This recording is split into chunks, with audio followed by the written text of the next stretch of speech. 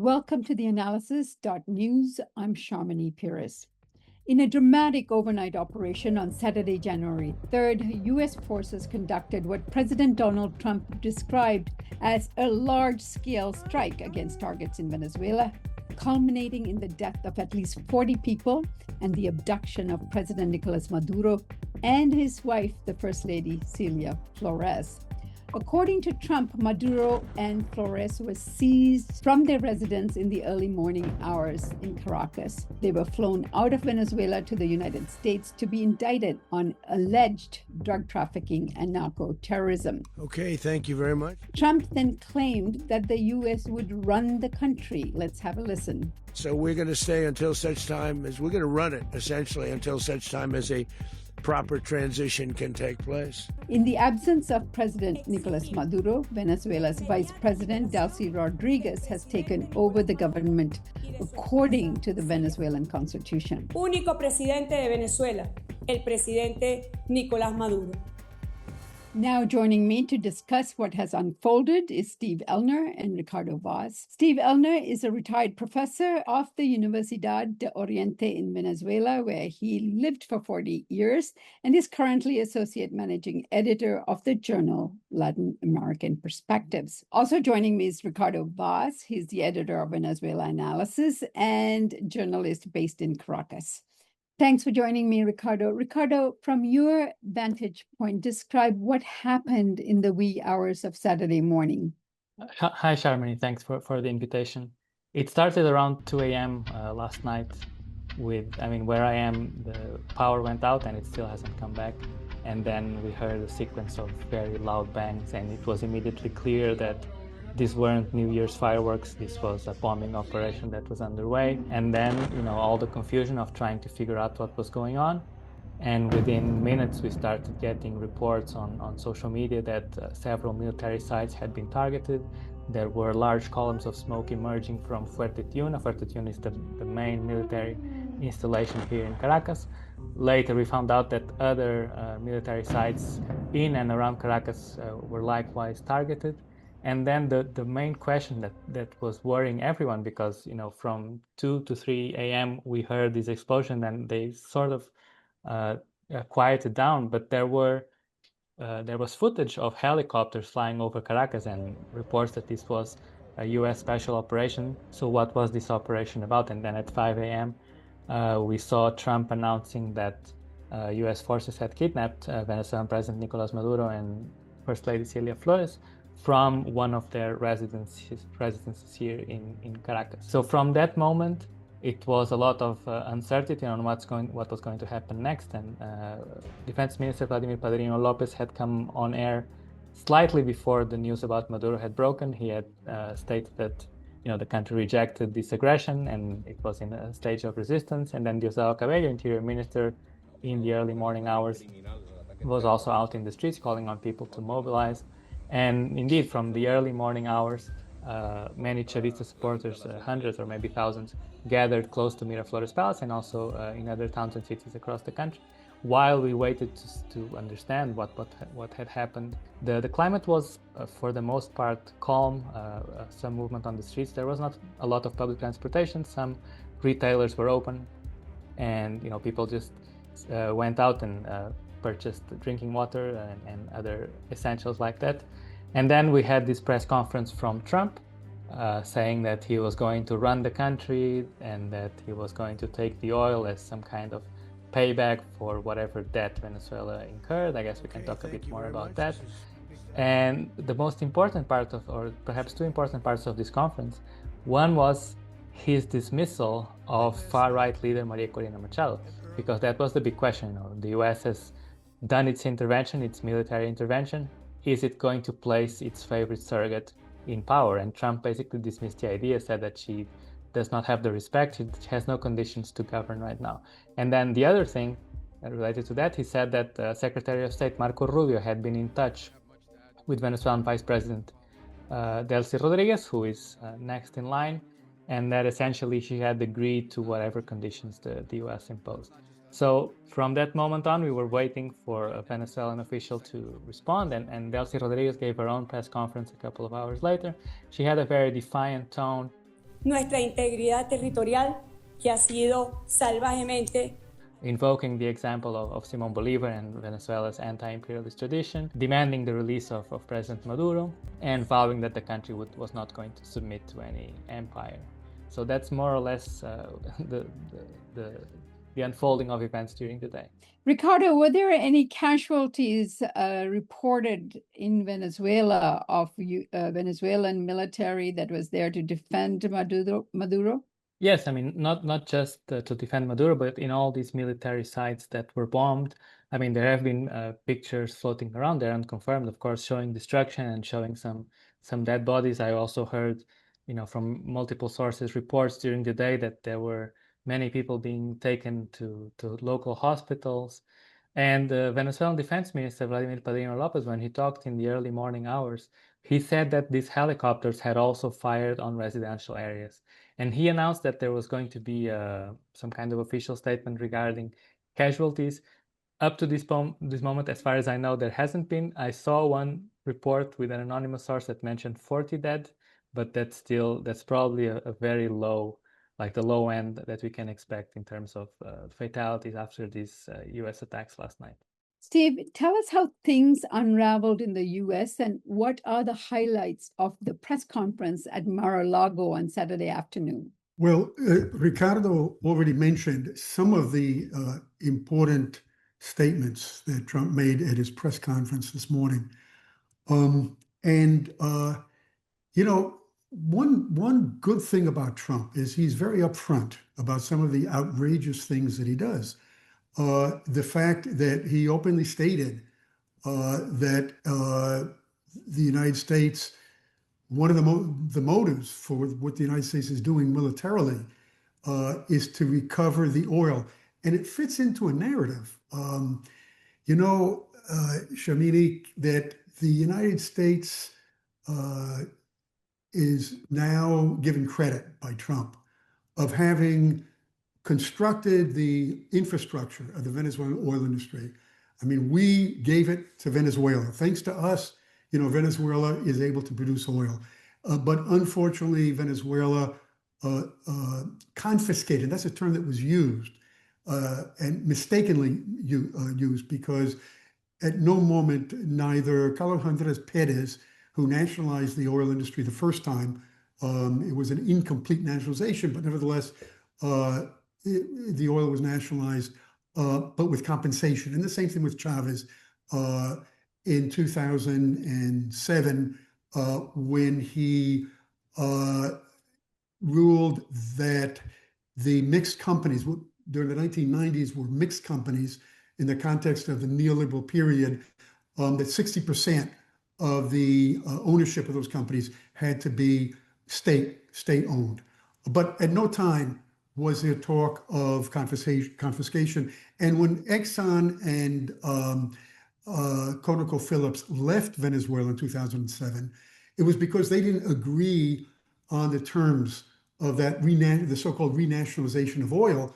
But it wasn't that they were kicked out of Venezuela. This is part of the Trump narrative that Venezuela, expelled these companies from Venezuela. So that this narrative that the oil really belongs to us, that is the United States, it was seized by Venezuela. Now they have to return what they took from us. That's the narrative that Trump was playing on at the press conference.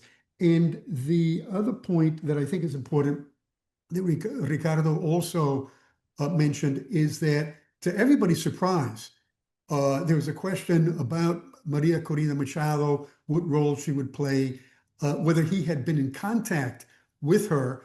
And Trump very definitively said, no, he hasn't talked to her. And at another point, he said, she really isn't a good person to lead Venezuela. She's not going to be leading Venezuela. She's a good person. We like her, but she doesn't have the support that she needs in Venezuela. That's surprising, but it can be easily explained by the fact that she has supported everything that Trump has said about Venezuela. And this has really rubbed Venezuelans the wrong way. I mean, all Venezuelans. So much so that a big segment of the opposition that supported her and supported her candidate, Edmundo Gonzalez, in the July 2024 elections, broke with her. Two ex-presidential candidates, former presidential candidates, Rosales, who was the candidate against Chavez in 2006, and Enrique Capriles, who was a candidate against Chavez in 2012 and against Maduro in 2013. And they have broken with Machado and broken with Machado over these specific issues, over the positions that Trump has taken with regard to sanctions, with regard to immigration, and with regard to the military buildup in the Caribbean.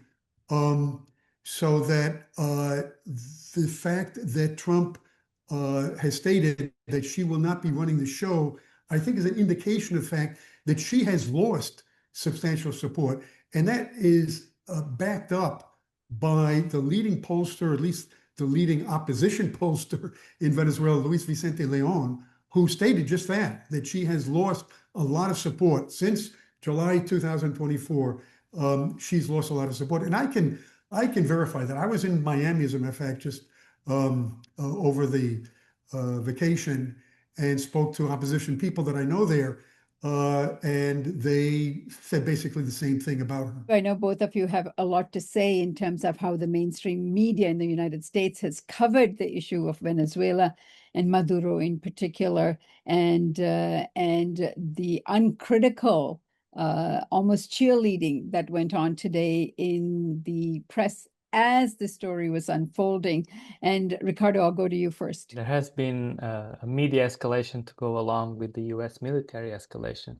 So one of the main tropes is this idea that there are two sides to this. And so the media talks about tensions and pressure against Maduro. So earlier today, when there were bombs falling on Caracas, the media headlines were something about ratcheting up pressure against Maduro, which is completely out of place and actually giving the administration a cover for what is clearly an act of war. And the same goes for the drug trafficking claims that we have talked about at length. You know, even though there is evidence debunking the administration claims coming from US agencies themselves, the media establishment will just leave it as a he said, she said argument. You know, Trump accuses Maduro of this and Maduro denies it, when there are in fact multiple sources, independent sources, specialized sources, that say that there is nothing substantial to these long-term claims that were the original base for the US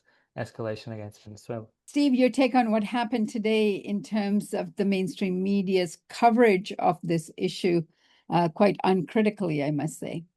Yeah, I back what Ricardo said with regard to the media just being so uncritical. You know, fact checking is a big thing now in the media over the last couple of years, and with regard to Trump in particular, when there is a debate between Trump and the Republicans on the one hand and the Democrats on the other, they always come up with fact checking in terms of the degree of accuracy of the statements on both sides.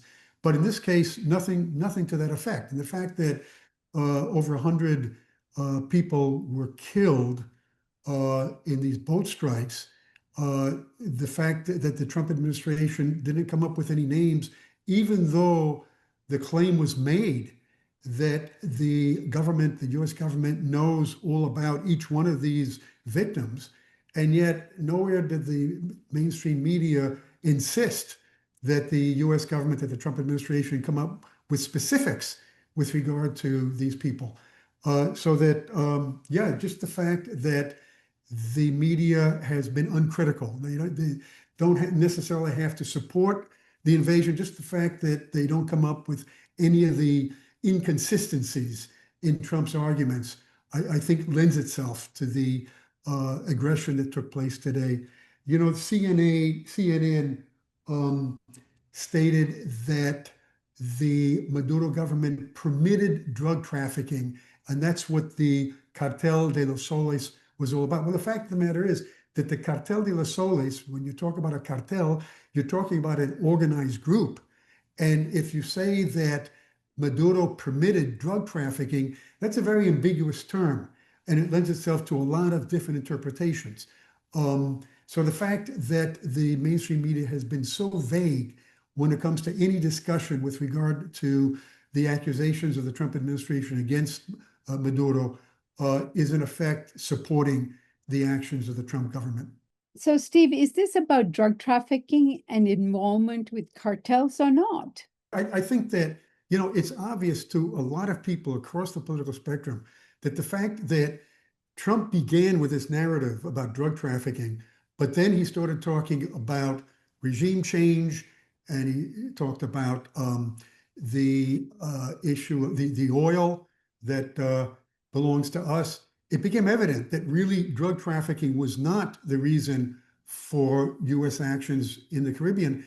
And the fact of the matter is, Shamini, that you asked me about the issue of drug trafficking, and I don't really know where to begin. There are so many holes in Trump's claims with regard to the Cartel de los Soles and the Tren de Aragua. I mean, there are just so many, so many inconsistencies. Is there any reason to believe, or is there any evidence that he's connected to either one of these groups? No, there isn't. There's a professor at American University, Armstrong is his name, who, in an interview, he's a guy who has worked with the CIA and U.S. intelligence his whole life. And he stated in the interview with Terry Madsen that there isn't anybody in the intelligence community that he knows, and he knows them all, other than people who work for the government currently, who believe that the Cartel de los Soles exists. And the fact of the matter is that many of the commentators, David Smiley, to mention just one name, many of the commentators that get quoted in the mainstream media who supported the sanctions against Venezuela and were pretty much supportive of Biden and his policy towards Venezuela, they all say the same thing, that the Cartel de los Soles does not exist. And it's a term that's used very loosely to refer to corruption having to do with the military. So, I mean, that, and the fact that the DEA, their reports don't make reference, even the report this year, it came out in, I think, April of 2025, under the Trump administration, they don't make reference to the Cartel de los Soles. Their information about the cartels in Mexico and other countries go into great detail because they know everything about the kingpins and their families and everything else, but no reference to the Cartel de los Soles. Let me let Ricardo speak to this as well, because Venezuela Analysis has been covering this issue quite well in terms of trying to find any relevance or to the accusations launched against Maduro. Ricardo, what is your take? Steve already mentioned this great point. I mean, we don't have to go very far because the corporate media always says that the Trump administration charges Maduro with narco-terrorism and Maduro denies it. But it's not Maduro who denies it. It's the very own DEA that denies it. And the same goes for Tren de Aragua. Tren de Aragua was something that was pretty much invented by Trump during his electoral campaign. And the most recent DEA report, the one that Steve was mentioning, says that Tren de Aragua might be involved in drug trafficking activities, but only at street level. So it's not like they are this big enterprise that has ties to the Venezuelan leadership. In fact, a leaked intelligence memo that I think was released by the New York Times found that the Tren de Aragua and the Venezuelan government actually had antagonistic interests. So there was no evidence of them cooperating or even working together. So the drug narrative never had a leg to stand on. And I think it came into the fore because Rubio needed to convince Trump about something, and the democracy promotion wasn't going to do it. And so with this perspective of heavy-handed policing both at home and abroad, drug trafficking was the one that they threw at the wall and stuck. And now they are charging Maduro with these absurd narco-terrorism accusations that have absolutely no ground. I mean, US officials have had years to produce any evidence, and they've never done so because, as Steve was saying, Cartel de los Soles is just a very loose term used to identify corruption, and one that over time has gotten reheated every time the US needed to launch a new narrative against Venezuela. But also to go back to the oil, and I mean, at some point, Trump just dropped the mask and started saying we want the oil back, companies like ExxonMobil and ConocoPhillips, they did not accept the new rules. They did not accept having these minority stakes in joint ventures, but they actually did something about it. They took Venezuela to international arbitration. They went to this international court that is run by the World Bank. And in the case of ExxonMobil, they won a settlement. I think they wanted 20 billion. And the court ruled. Venezuela appealed. It was pushed down to maybe 1 billion, which was a major victory for Venezuela. This was paid and this was settled. I mean, there's no pending issue with ExxonMobil. And with ConocoPhillips, it was more protracted.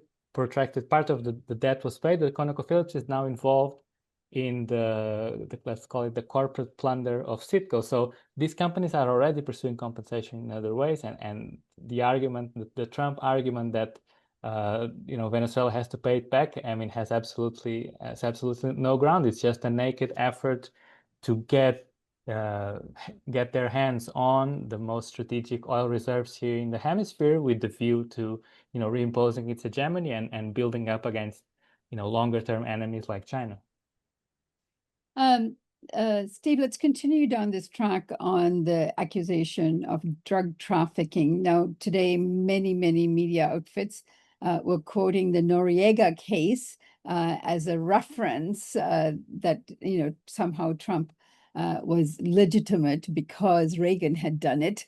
Can you elaborate on what happened with Noriega and how the U.S. handled it? And is there any comparisons here? Well, I don't think there is any comparison whatsoever. I mean, the fact is that Noriega was a CIA agent. And one of the reasons why the US government and Bush in particular, because that took place under the presidency of Bush father in 1989, is precisely Bush had headed the CIA and they considered Noriega a traitor. That he had turned on the United States after having worked with the United States. But there's no comparison between the two cases. I mean, unless you believe that Maduro is involved in drugs, but like Ricardo and I have discussed, and there are many more, there's much more evidence to the fact that this is not the case. So the comparison really doesn't hold at all. In addition to the fact that,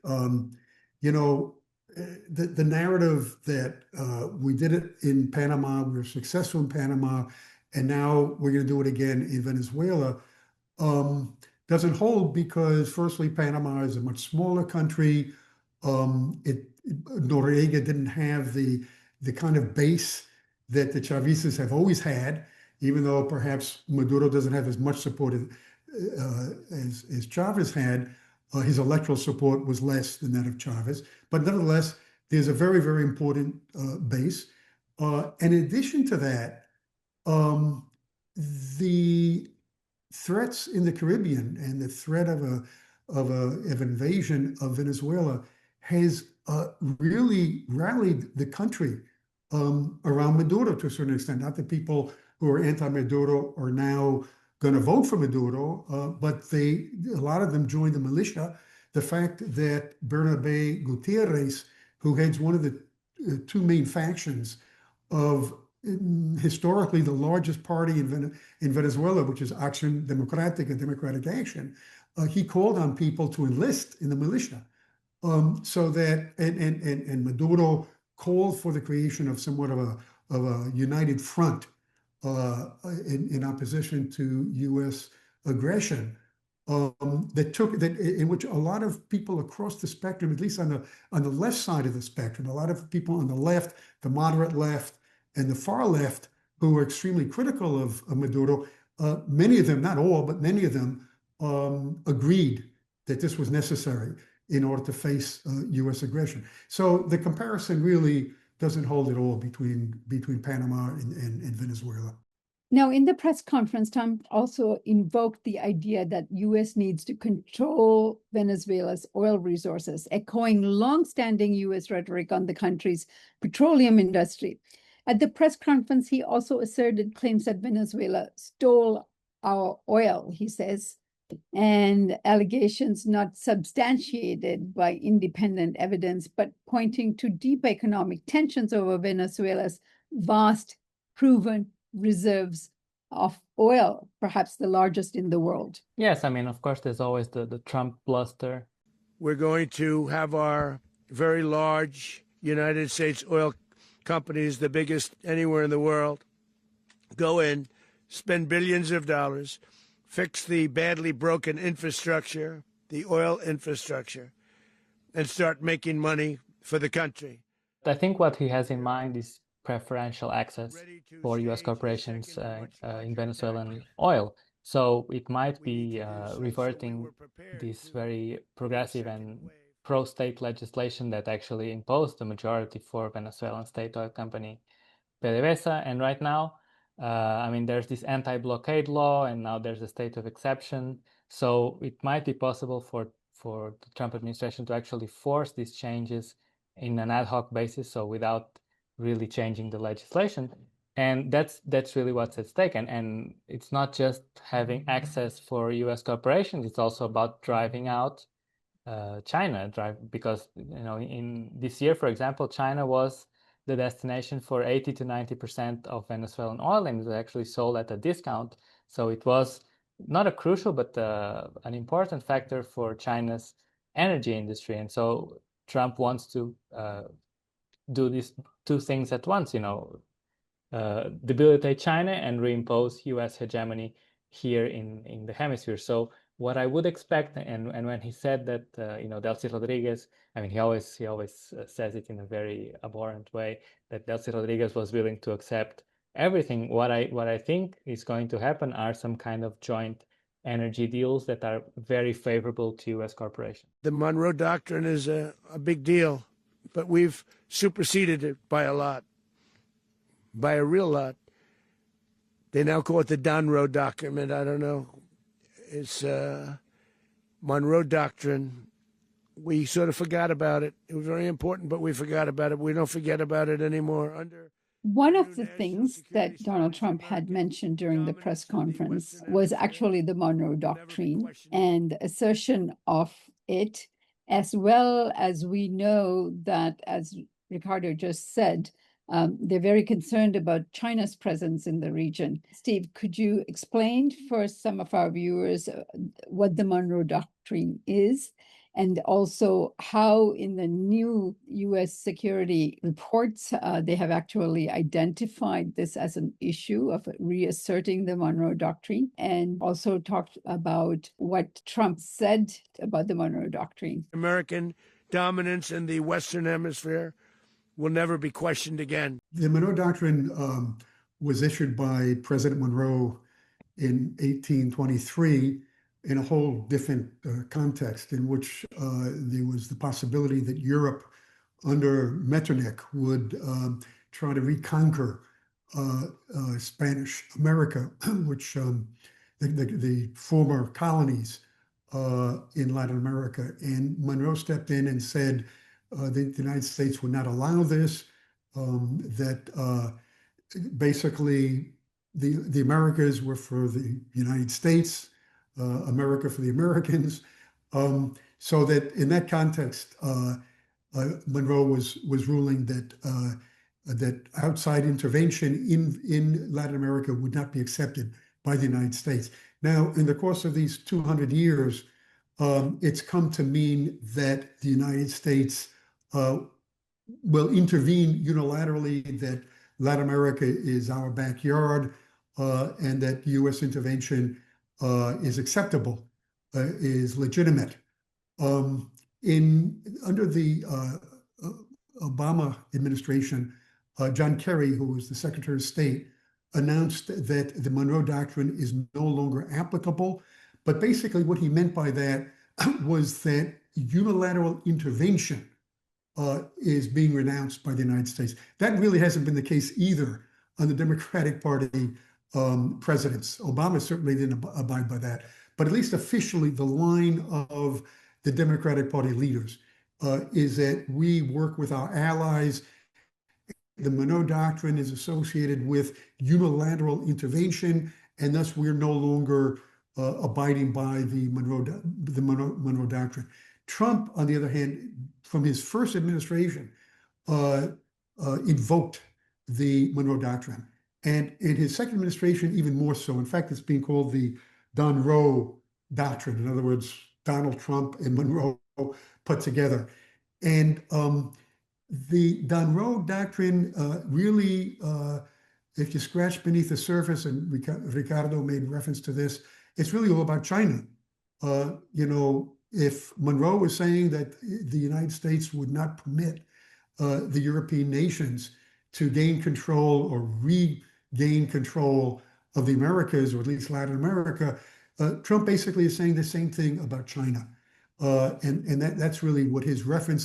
And today when he spoke, it was pretty obvious that there are two concerns. It has nothing to do with drugs. There are two concerns. One is the oil, which I think Trump is emphasizing more than I would have thought was the main factor.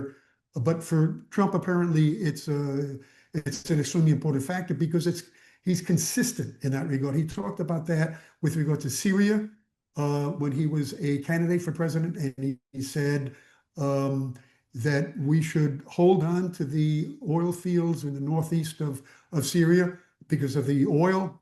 We should hold on to our control of that territory. And he stated that we have a right to the oil in Iraq to pay for the expenses of our military intervention in Iraq. So he's definitely considering that the oil is of major importance. And the second point, which is the issue that the hawks feel very strongly about, is the geopolitical issue. And they made specific reference. Trump and Marco Rubio made reference to Cuba and basically stated that Cuba is going to be next. So that the geopolitical factor is key, and that's where China enters into the picture. Basically, it's a statement directed at China, basically saying, stay away from the Americas because this is ours.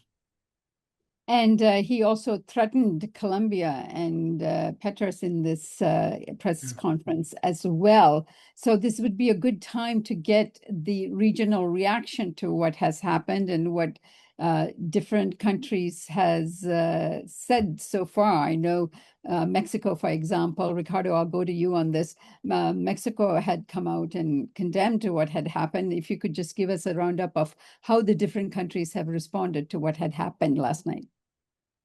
Yes, I mean, the countries that have reacted have been mostly to condemn, even Chile, which usually has like a lukewarm foreign policy position, said very clearly that this is not acceptable because, today it's Venezuela and tomorrow it can be anybody else. Mexico, as you were saying, Claudia Sheinbaum had a statement this morning saying that Mexico condemns this action and that it's not acceptable as a violation of international law. But I think here the bellwether, if there's going to be a regional response, is Brazil. And Lula has wavered a bit when it comes to Venezuela and also when it comes to the Trump administration. Today's statement was very forceful in saying that, the red line has been crossed. This is unacceptable. It's an affront to Venezuelan sovereignty. It's not going to be tolerated. But the question is, can they actually do something about it? For example, at the UN Security Council, there have been 2 sessions already. And here we also go beyond just the regional response and also to Venezuela's main allies in Russia and China. There have been 2 UN Security Council sessions that have had plenty of statements condemning US escalation, condemning these unilateral extrajudicial bombings against these small boats that the US says are carrying drugs. But I mean, not even a resolution that would force the US to veto it. So now there's another UNSC session tomorrow. And the question is it going to be different? And can the region, under its many bodies, CELAC, can it articulate a response that it's not just a diplomatic condemnation, but actually does something, takes some stronger stance to reject this kind of unilateral violation of international law? Because these diplomatic condemnations just seem to matter little to nothing to the Trump administration. Right. Speaking of the United Nations, they have also not accused or indicated that Venezuela is a drug trafficking concern to them at the United Nations, according to their own agencies that track this activity. And then, of course, Steve, coming back to the what unfolded in the United Nations in terms of the Security Council and elsewhere. Do you think that they have the kind of clout necessary to really condemn the United States, and does it matter? Well, I think it does matter because Trump is demonstrating by these actions something which he's demonstrated verbally time and again, but now in a much clearer, vivid way, and that is that he doesn't care about international law. And all the commentators, even the commentators on Fox News across the spectrum, are in agreement that international law, that these actions today violate international law, and Trump is basically stating that he doesn't care about that. But what he does care about is U.S. law, and so he's,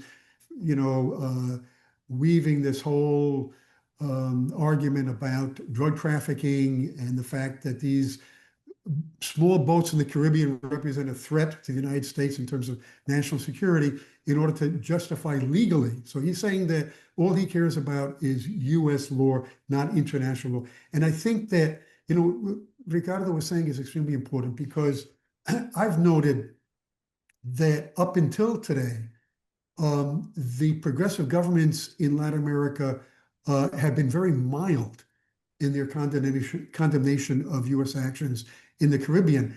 Scheinbaum, for instance, harped on the fact that U.S.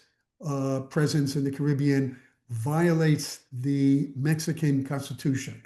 But a much stronger statement would be that innocent people are getting killed, that the Trump administration is after Venezuelan oil, that this is an example of U.S. imperialism. She wouldn't have to use the word imperialism, but basically talk about U.S. aggression. And she, to my knowledge, she hadn't done that.